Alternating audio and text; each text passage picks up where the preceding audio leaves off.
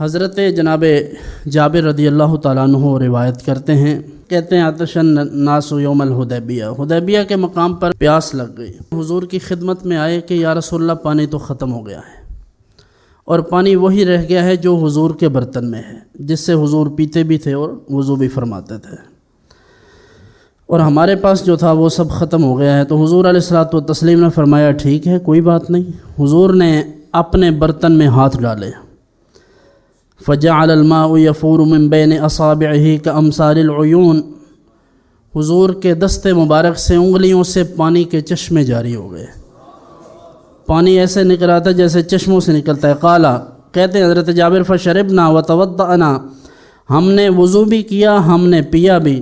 حضرت جابر سے عرض کیا گیا کم کنتم، انہوں نے کہا کہ تھے تم کتنے؟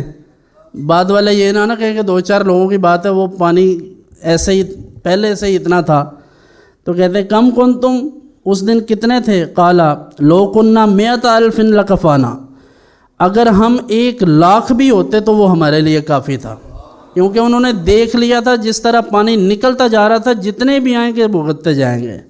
لیکن کہتے ہیں کہ ہم کننا 15,100، ہم اس دن 1,500 تھے، 1,00,000 بھی ہوتے تو یہ پانی کافی ہوتا، لیکن تھے کتنے؟ 1,500۔ انگلیاں ہیں فیض پر، ٹوٹے ہیں پیاسے جھوم کر، ندیاں پنجاب رحمت کی ہیں جاری، واہ واہ۔